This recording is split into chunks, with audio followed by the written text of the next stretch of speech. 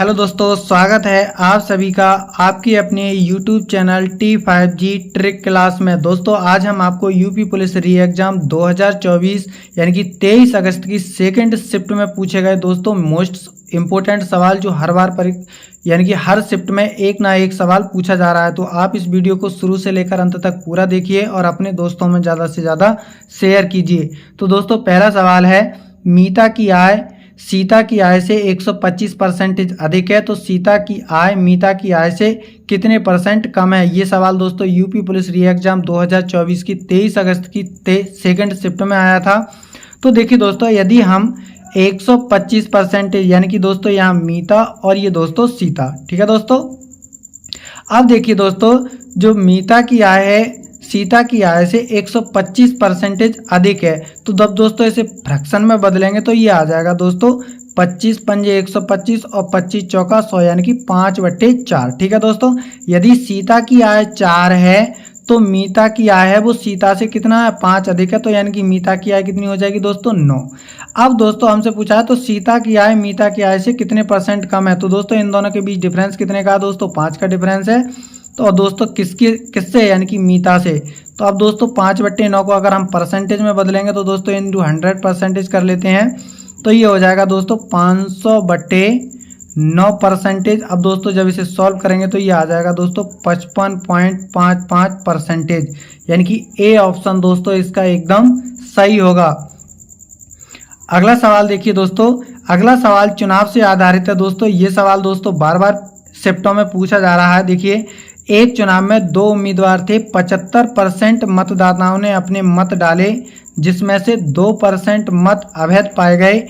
एक उम्मीदवार को 9261 वोट मिले जो कुल वैध मतों का 75% हैं, तो मतदाताओं की कुल संख्या ज्ञात कीजिए। तो दोस्तों जो वोटिंग लिस्ट होती है वो अपने आप में क्या होती है 100% होती है।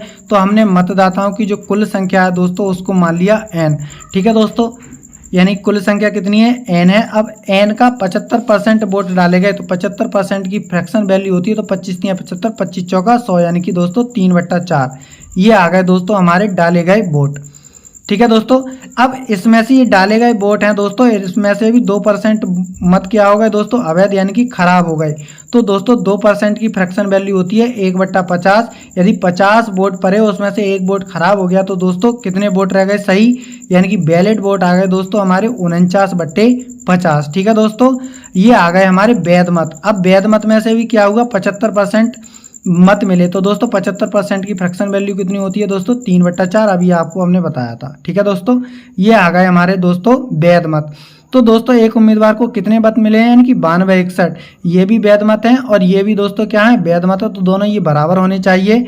अब दोस्तों 49 नेमा होते हैं दोस्तों 441, इनकी गुणा करेंगे तो ये 21 का घन होता है। तो दोस्तों 441 से इसे काटेंगे तो दोस्तों ये 21 बार में कटेगा।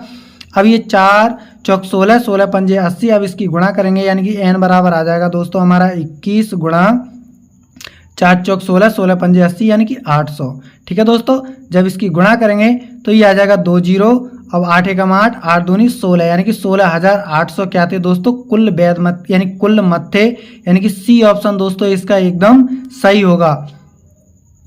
देखिए दोस्तों अगला सवाल है, अगला भी सवाल दोस्तों बहुत ही सरल पूछा गया है। वह संख्या ज्ञात कीजिए जिसे 15-19 के अनुपात के पदों से घटाया जाना चाहिए ताकि इसे 3:4 के बराबर माना जा सके। दोस्तों लैंग्वेज को कितना घुमा कर रखा है। देखिए दोस्तों, यदि हमारा जो अनुपात दिया गया है 15:19 दिया गया है, अब इसमें से दोस्तों हम क्या घटाएं कि ये अनुपात कितने के बराबर हो जाए 3:4 के बराबर हो जाए। ठीक है दोस्तों, तो यदि दोस्तों हम इसमें ऑप्शन से भी सॉल्व कर सकते हैं। यदि हम दोस्तों यहाँ पर जैसे मान लेते हैं हमने इसमें से x घटा दिया। ठीक है दोस्तों, अब इसमें से क्या घटाएं तो ये अनुपात क्या आना चाहिए बराबर आना चाहिए। तो दोस्तों यदि हम 5 रखेंगे तो ये बचेगा, यानी कि 15 में से 5 को जाएंगे 10, तो 10 तो दोस्तों 3 से कटेगा नहीं, तो ये भी नहीं ऑप्शन। 2 रखेंगे दोस्तों तो यहाँ 13 बचेगा, ये भी नहीं हो सकता। 4 रख के देखेंगे दोस्तों तो यहाँ क्या बचेगा 11 बचेगा, फिर भी नहीं आएगा। तो यानी कि जो सी ऑप्शन है दोस्तों इसका एकदम सही होगा। ऐसे सवालों को दोस्तों आप ऑप्शन से भी सॉल्व कर सकते हैं, यदि चाहें तो आप x मान के घटा के भी सॉल्व कर सकते हैं इसकी इक्वेशन बनाकर। ठीक है दोस्तों, अगला सवाल है दोस्तों, चौथा सवाल है दोस्तों, ये तो हर शिफ्ट में पूछा जा रहा है दोस्तों। एक्स और वाई एक कार्य को क्रमशः 12 व 18 दिनों में पूरा कर सकते हैं। उन्होंने एक साथ कार्य करना शुरू किया, लेकिन 4 दिनों के बाद वाई को काम छोड़ना पड़ा और एक्स ने अकेले शेष कार्य पूरा किया। तो पूरा कार्य कितने दिनों में हुआ? तो दोस्तों यहाँ पर जो एक्स है वो दोस्तों किसी काम को 12 दिनों में करता है, जो वाई है दोस्तों वो कितने दिनों में करता है? 18 दिनों में। तो दोस्तों हमने टोटल कार्य इन दोनों का एलसीएम यानी कि दोस्तों 12 और 18 का एलसीएम आ जाएगा दोस्तों हमारा 36। ये आ गया दोस्तों हमारा टोटल कार्य। ठीक है दोस्तों, अब एक्स 12 एफिशिएंसी के साथ 36 यूनिट कार्य करता है, तो दोस्तों एक कितने यानी कि एक्स की जो एफिशिएंसी आ जाएगी दोस्तों वो 3 यूनिट आ जाएगी और वाई की आ जाएगी दोस्तों 2 यूनिट। ठीक है दोस्तों, अब हमें आप यहाँ पर क्या करना है, यानी कि बचे हुए कार्य पर ध्यान देना है। तो दोस्तों यानी कि वाई ने 4 दिनों तक काम किया, फिर उसे क्या कर दिया, छोड़ दिया। तो वाई की जो एफिशिएंसी है एक दिन में 2 यूनिट कार्य करने की, तो 4 दिन में कितना यूनिट कार्य करेगा दोस्तों? 8 यूनिट कार्य करेगा।